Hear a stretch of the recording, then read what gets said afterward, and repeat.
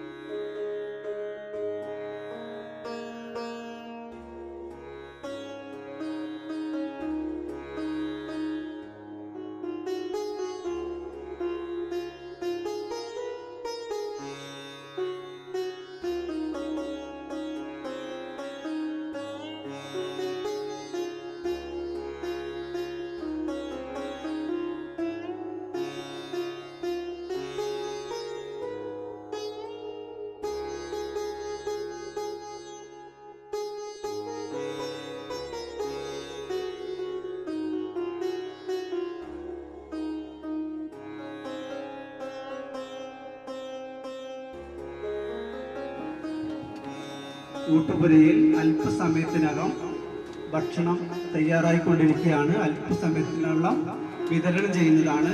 ദയവ് ചെയ്ത് അവിടെ ഇപ്പോൾ നിങ്ങൾ തിരക്ക് കൂട്ടരുത്.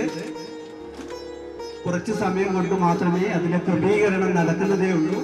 ദയവ് ചെയ്ത് ഊട്ടുപുരയിൽ തിരക്ക് കൂട്ടരുത് എന്ന് അഭ്യർത്ഥിക്കുന്നു. ഭക്ഷണം ക്രമപ്പെട്ടു കഴിഞ്ഞാൽ എല്ലാവരെയും അറിയിക്കുന്നതാണ്.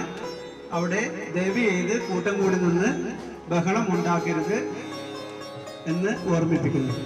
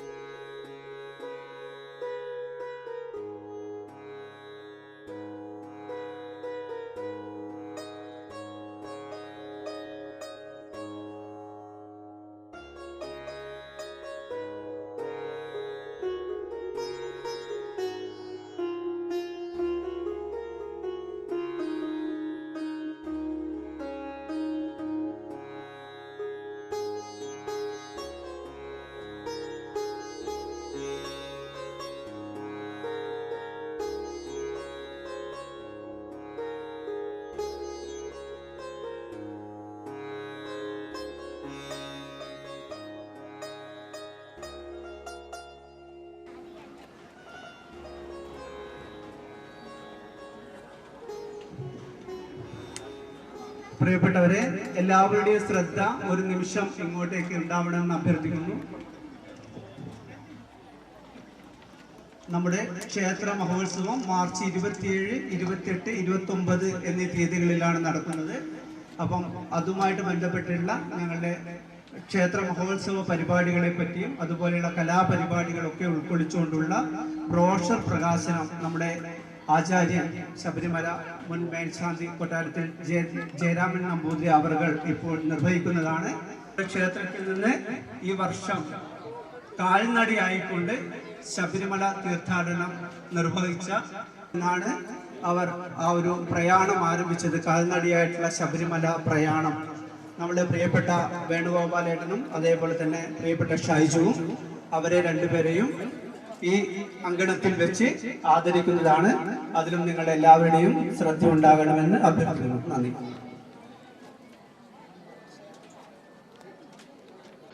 നിങ്ങളുടെ പണം ശരിക്കും നിങ്ങൾക്കായി ജോലി ചെയ്യുന്നുണ്ടോ? നമ്മളിൽ പലരും പണം ബാങ്കിൽ സേവ് ചെയ്യുന്നു, FD, സേവിങ്സ് അക്കൗണ്ട്. പക്ഷെ വിലക്കയറ്റം കൂടുമ്പോൾ ആ പണത്തിന്റെ യഥാർത്ഥ മൂല്യം പതുക്കെ കുറയുന്നത് അറിയാമോ? കുട്ടികളുടെ പഠനം, വിവാഹം, വീട് പണിയൽ, റിട്ടയർമെന്റ് ജീവിതം, ഈ സ്വപ്നങ്ങളെ കുറിച്ച് ചിന്തിക്കുമ്പോൾ ഈ ഒരു ആശങ്ക നമ്മളിൽ പലർക്കും ഉണ്ടാകുന്നു. നമ്മുടെ സമ്പാദ്യം മതിയാകുമോ? പ്രശ്നം പണമില്ലാത്തതല്ല, പ്രശ്നം ശരിയായ നിക്ഷേപ പ്ലാനിംഗ് ഇല്ലായ്മയാണ്.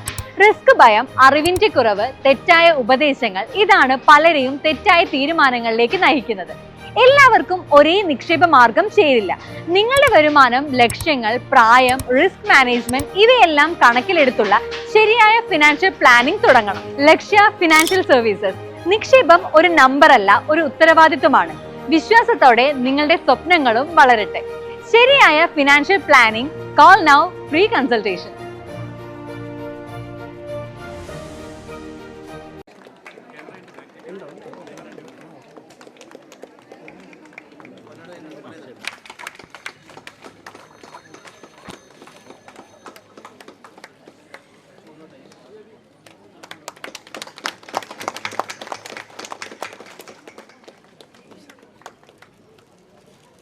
അടുത്തതായി പ്രിയപ്പെട്ട ഷൈജുവിനെ വേദിയിലേക്ക് ക്ഷണിക്കുന്നു.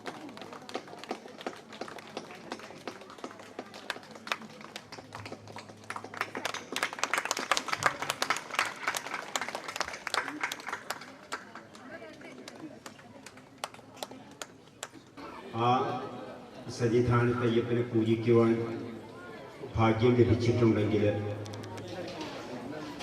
1990 മുതൽ ഞാൻ ഈ ഫീൽഡിലുണ്ട്.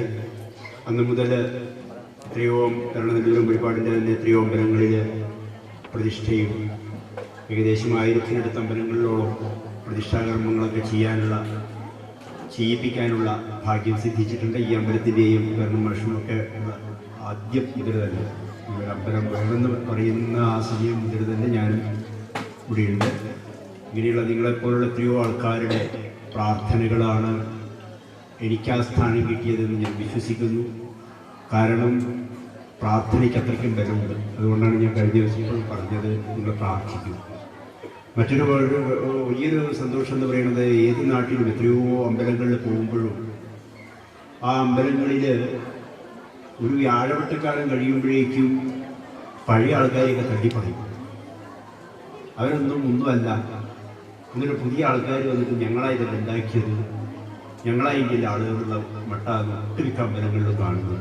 അതിൽ നിന്ന് വ്യത്യസ്തമായിട്ട് ഞാൻ രഘുവിനോട് അതാ പറഞ്ഞത്, അതിൽ നിന്ന് വ്യത്യസ്തമായിട്ട് കാണുന്ന ഒരമ്പലമായി. ഒരു കാരണവശാലും ഇവിടെ ജാതിയും മതവും രാഷ്ട്രീയവും ഒന്നും കലർത്തരുത്. ഈശ്വരൻ ആർക്കാണ് അവകാശം എന്ന് ചോദിച്ചു കഴിഞ്ഞാൽ വെയിൽ ആർക്കാണ് അവകാശമാണ്? നമുക്ക് മാത്രമാണ്. എല്ലാവർക്കും അവകാശമുള്ളതാണ് വെയിൽ. പച്ചവെള്ളം ആർക്കും അവകാശമുണ്ട്? എല്ലാവർക്കും അവകാശമുള്ളതാണ്. അതുകൊണ്ട് ഞങ്ങൾ പ്രാർത്ഥിക്കുന്നത് രോഗേഭ്യോ രാജ്ഞേജനപദായ ഗ്രാമായ യജമാനായ ഗുരവേശ്വരീ ഗൃഹായ ഭൂതേഭ്യോ എന്ന് പറഞ്ഞാൽ അർത്ഥം അറിയോ? ഉണ്ടായിട്ടുള്ളത് എന്നാണ്. ഞാനും നിങ്ങൾ മാത്രമാണ് ഇവിടെ ഉണ്ടായത്. ഈ കാണുന്ന സകല ചരാചരങ്ങളും ഇവിടെ ഉണ്ടായതാണ്. അതുകൊണ്ട് ഒരു തരത്തിലുള്ള ഭിന്നതയും ഇല്ലാതെ കണ്ട് നമ്മളാലാകുന്ന കാലം മുഴുവൻ ഇത് ഒരു സേവയായി നിങ്ങൾ കൊണ്ടു നടക്കുമെങ്കിൽ അതുതന്നെയാണ് ഈ പ്രതിഷ്ഠയുടെ ഏറ്റവും വലിയ മഹത്വം. ഇവിടെ വന്ന് പ്രാർത്ഥിക്കാൻ തയ്യാറുള്ളവൻ ആരുമായാലും അതൊക്കെ വൈകാലം ഭഗവതിയുടെ ഭക്തന്മാരാണ്.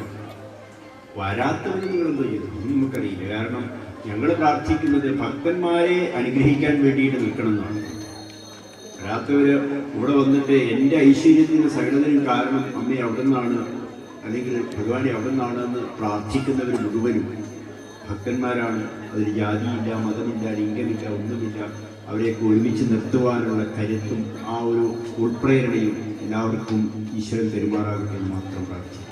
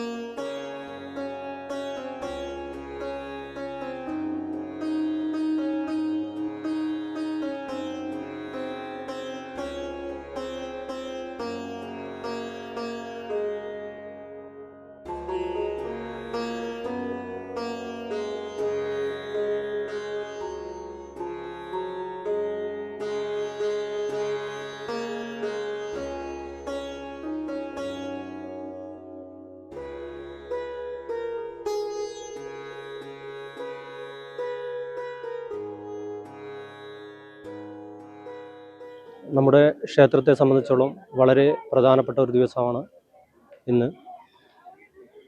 നമ്മുടെ ധ്വജസ്തംഭ സ്ഥാപനത്തോടനുബന്ധിച്ചിട്ടുള്ള മരം കണ്ടെത്തി, നമ്മൾ അനുയോജ്യമായ മരം കണ്ടെത്തി ഇപ്പോൾ എണ്ണത്തോണിയിലേക്ക് മാറ്റുന്ന ഒരു ചടങ്ങാണ് ഇന്നിപ്പോൾ നടന്നിട്ടുള്ളത്. അപ്പോൾ മുഴുവൻ ഭക്തജനങ്ങളുടെ സാന്നിധ്യത്തിൽ വളരെ നല്ല രീതിയിൽ തന്നെ ഈ ചടങ്ങ് ഭംഗിയാക്കാൻ വേണ്ടി ക്ഷേത്ര കമ്മിറ്റിക്ക് സാധിച്ചു. നമ്മുടെ മുന്നിൽ ഇനിയുള്ളത് ധ്വജപ്രതിഷ്ഠാ ചടങ്ങാണ്. വരുന്ന ഒരു വർഷത്തിനുള്ളിൽ നടത്തണമെന്നാണ് നമ്മൾ ആഗ്രഹിക്കുന്നത്. എല്ലാ കാര്യങ്ങളും അതിനനുസരിച്ച് നീക്കി നല്ല രീതിയിൽ ആ ചടങ്ങ് മുന്നോട്ട് കൊണ്ടുപോകാൻ വേണ്ടിയാണ് ക്ഷേത്ര കമ്മിറ്റി ഇപ്പോൾ ആലോചിച്ച് വരുന്നത്. മുഴുവൻ ഭക്തജനങ്ങളുടെയും അകൈതവമായ സാമ്പത്തിക സഹായത്തോടു കൂടിയേ നമുക്ക് ഈ ചടങ്ങ് പൂർത്തീകരിക്കാൻ കഴിയുകയുള്ളൂ എന്നുകൂടി ഈ അവസരത്തിൽ ഓർമ്മിപ്പിച്ചുകൊണ്ട് എല്ലാവരുടെയും നല്ല രീതിയിലുള്ള സഹകരണം ഈ ചടങ്ങിന് വേണ്ടി അഭ്യർത്ഥിക്കുകയാണ്. ഒരു ക്ഷേത്രത്തെ സംബന്ധിച്ച് ധ്വജസ്തംഭം എന്നുള്ളത് വളരെയേറെ പ്രധാനപ്പെട്ട ഒരു പ്രക്രിയ തന്നെയാണ്. ഒരു ക്ഷേത്രത്തിൻ്റെ നട്ടെല്ലാണ് ധ്വജം എന്നാണ് പറയുന്നത്. അതുപോലെ തന്നെ ഒരു ക്ഷേത്രം മഹാക്ഷേത്രം എന്നുള്ള പദവിയിലേക്ക് ഉയരുന്നത് ആ ക്ഷേത്രത്തിൽ ഒരു ധ്വജസ്തംഭ സ്ഥാപനം നടക്കുന്നതോടു കൂടിയാണ്. വലിയ ഒരു പ്രക്രിയയിലേക്ക് കൂടിയാണ് ധ്വജസ്തംഭ സ്ഥാപനം എന്നുള്ള ഈ കർമ്മം നടക്കുന്നത്. അതിൽ പരമപവിത്രമായിട്ടുള്ളത് ഇതിന് ഉത്തമമായിട്ടുള്ള മരം കണ്ടെത്തുക എന്നുള്ളതാണ്. തേക്ക് മരമാണ് നമുക്ക് ഇതിനാവശ്യമായിട്ട് വരുന്നത്. ഏതാണ്ട് 60 വയസ്സെങ്കിലും പ്രായമുള്ള ഉത്തമമായ ഒരൊറ്റത്തടിയിൽ പോകുന്ന മരമാണ് നമുക്ക് ധ്വജസ്തംഭത്തിന് ആവശ്യമായിട്ടുള്ളത്. ഭഗവത് കൃപയാൽ ഞങ്ങൾക്ക് ആയിത്തറ മമ്പറം എന്ന സ്ഥലത്ത് നിന്ന് ഏതാണ്ട് 80ഓളം വർഷം പഴക്കമുള്ള വളരെ ഉത്തമമായിരിക്കുന്ന, അത് തച്ചുശാസ്ത്ര വിധിപ്രകാരം ഞങ്ങളുടെ ക്ഷേത്ര ശില്പി തന്നെ ആ മരം നോക്കി ഏറ്റവും ഉത്തമമാണ് എന്ന് കണ്ടെത്തി, അങ്ങനെ ആ മരത്തിൽ അധിവസിക്കുന്ന പക്ഷി ജാലങ്ങളോടും അതുപോലുള്ള മറ്റേതെങ്കിലും ജീവജാലങ്ങളുണ്ടെങ്കിൽ അവരോട് അനുവാദം ചോദിച്ചുകൊണ്ട്, അദൃശ്യരൂപികളായ വനദേവതമാരോട് അനുവാദം ചോദിച്ചുകൊണ്ട് ഈ ക്ഷേത്രം മുറിച്ച് ഭൂസ്പർശം ഏൽക്കാതെ മുറിക്കാനുള്ള ഒരു തീയതി നിശ്ചയിക്കുകയും അങ്ങനെ 2025 ഫെബ്രുവരി 9 ഞായറാഴ്ച ഏറ്റവും ഉത്തമമായ തീയതിയാണ് എന്ന് കണ്ടെത്തി ക്ഷേത്രത്തിലെ പ്രധാന തച്ചൻ്റെ മുഖ്യ കാർമ്മികത്വത്തിൽ ഭൂസ്പർശമേൽക്കാതെ ഈ മരം മുറിക്കുകയും പിന്നീട് വളരെയേറെ ആഘോഷപരമായിട്ട് തന്നെ ഞങ്ങൾ ഈ ക്ഷേത്ര സന്നിധിയിലേക്ക് ആ മരം എത്തിക്കുകയും ചെയ്തു. അതിനുശേഷം ഈ ക്ഷേത്രം ധ്വജസ്തംഭ സ്ഥാപനത്തിന് വേണ്ടിയുള്ള പാകപ്പെടുത്തൽ എന്നുള്ള ചടങ്ങാണ്. അതിനുവേണ്ടി ഞങ്ങളുടെ ക്ഷേത്ര തച്ചൻ്റെ ആ മുഖ്യ കാർമ്മികത്വത്തിൽ തന്നെ ആ മരം ഏതാണ്ട് കൊടിമരത്തിനുള്ള പാകപ്പെടുത്തുകയും അത് കഴിഞ്ഞ് 21 ദിവസത്തോളം വിശേഷങ്ങളായ മരുന്നുകളും എണ്ണകളും ചേർത്തുള്ള മരുന്നു ലേപനം എന്നുള്ള ഒരു ക്രിയയായിരുന്നു. അത് വ്രതനിഷ്ഠയോടുകൂടി പുലർകാലത്തും സായം സന്ധ്യയിലുമാണ് അത് നടത്തേണ്ടത്. അങ്ങനെ 21 ദിവസം ഞങ്ങൾ അങ്ങനെ മരുന്നു ലേപനം എന്നുള്ള ആ ക്രിയ പൂർത്തിയാക്കിയിട്ടാണ് ഇന്ന് നമ്മളൊക്കെ ആഗ്രഹിച്ച രീതിയിൽ തന്നെ തൈലാധിവാസം എന്നുള്ള ഈ മഹത്തായ ക്രിയയിലേക്ക് ഞങ്ങളുടെ ധ്വജം എത്തിയിരിക്കുന്നത്. ഇനി ഏതാണ്ട് ഒരു വർഷക്കാലം ഈ ധ്വജം ഈ പറയുന്ന ശുദ്ധമായ എള്ളെണ്ണയിൽ അവിടെ ആ ഒരു അധിവാസം ചെയ്യുകയും അതിനുശേഷം ക്ഷേത്രം തന്ത്രി നമുക്ക് കുറിച്ചു തരുന്ന ശുഭമുഹൂർത്തത്തിൽ പിന്നീട് ധ്വജസ്തംഭ സ്ഥാപനത്തിനുള്ള പ്രക്രിയകൾ ആരംഭിക്കുകയാണ് ചെയ്യുന്നത്. അതോടനുബന്ധിച്ച് തന്നെ ഒട്ടനവധി കാര്യങ്ങൾ നമ്മൾ ചെയ്യേണ്ടതായിട്ടുണ്ട്. ഇതിനാവശ്യമായുള്ള ഒട്ടേറെ ചെമ്പിലും പിച്ചളയിലും ഒക്കെയുള്ള വസ്തുവകകൾ നമുക്ക് ആവശ്യമായിട്ടുണ്ട്. അത് ക്ഷേത്രത്തിൻ്റെ ഈ കൊടിമരത്തിൻ്റെ വാഹനമായാലും പറയായാലും വെണ്ടിയായാലും വീരകാണ്ഡം അങ്ങനെ ഒട്ടനവധി ഈ ചെമ്പിലും പിച്ചളിലും ഒക്കെ തീർത്തിരിക്കുന്ന വസ്തുക്കൾ നമുക്ക് ആവശ്യമായിട്ടുണ്ട്. അതിനുശേഷമാണ് നമ്മൾ ധ്വജസ്തംഭ സ്ഥാപനം എന്നുള്ള ക്രിയയിലേക്ക് കടക്കുന്നത്. ആ ഒരു ധ്വജസ്തംഭ സ്ഥാപനത്തോടു കൂടി തന്നെ ഈ ക്ഷേത്രത്തിൻ്റെ ഐശ്വര്യം പൂർവാധികം ഭംഗിയായിക്കൊണ്ട് പ്രദേശവാസികളിലും ഈ ക്ഷേത്രത്തിൽ തൊഴുവാൻ വരുന്ന ഭക്തജനങ്ങളിലും ആ ചൈതന്യം പൂർണ്ണമായും ഉണ്ടാകും എന്നുള്ള വിശ്വാസത്തിലാണ് ഈ ക്ഷേത്രത്തിൻ്റെ പുരോഗതിയാണ് നമ്മളെ ലക്ഷ്യം. അതോടുകൂടി തന്നെ ഈ ക്ഷേത്രവുമായിട്ട് ബന്ധപ്പെട്ട് കിടക്കുന്ന പ്രദേശവാസികൾക്കും ഭക്തജനങ്ങൾക്കും ഭഗവത് ചൈതന്യം എന്നും ഉണ്ടാകണമെന്നുള്ള ആ ഒരു പ്രാർത്ഥനയോടുകൂടിയാണ് ഞങ്ങൾ ഈ ഒരു മഹത്തായ ക്രിയയിലേക്ക് കടന്നിരിക്കുന്നത്. ഭഗവത് ചൈതന്യത്തോടു കൂടി തന്നെ അത് വളരെ ഭംഗിയായിട്ട് പൂർത്തീകരിക്കാനാകും എന്ന് തന്നെയാണ് ഞങ്ങൾ മനസ്സിലാക്കുന്നത്.